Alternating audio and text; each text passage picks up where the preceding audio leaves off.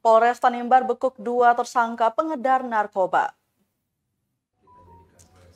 Satres Narkoba Polres Kepulauan Tanimbar menangkap 2 orang tersangka pengedar narkotika. Keduanya yakni berinisial YB dan ETW. Demikian disampaikan Kapolres Kepulauan Tanimbar AKBP Umar Wijaya didampingi Kasat Narkoba AKP Idris Mukadar dan Kasih Humas Ibtu O Batlayeri saat konferensi pers di Polres Senin 30 Januari 2023. Kapolres Kepulauan Tanimbar AKBP Umar Wijaya menuturkan, kedua tersangka ditangkap pada hari yang berbeda.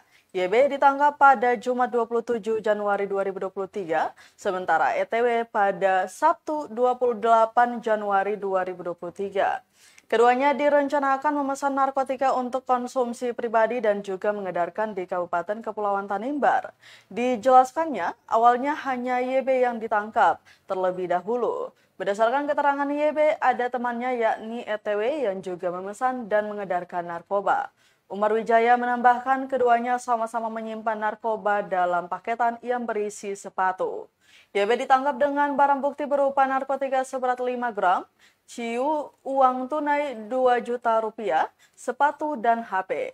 Sementara ETW ditangkap dengan barang bukti berupa 2 paket berisikan narkotika jenis sabu seberat 2,3 gram, HP, dan sepatu. Keduanya kini ditahan dan didakwa pasal berlapis, yakni pasal 114 ayat 1 dan pasal 112 ayat 1 UU nomor 35 tahun 2009 tentang narkotika.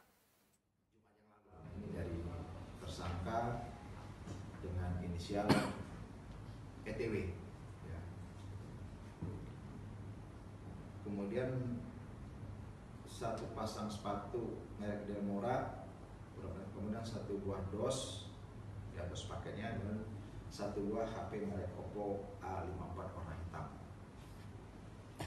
Berdasarkan daripada pemeriksaan, kemudian barang bukti yang ada, saksi yang ada, maka patut diduga kuat kedua tersangka ini dikenakan pasal yang sama, ya, pasal 114 dan pasal 112 Undang-Undang nomor 35 tahun 2009 tentang narkotika.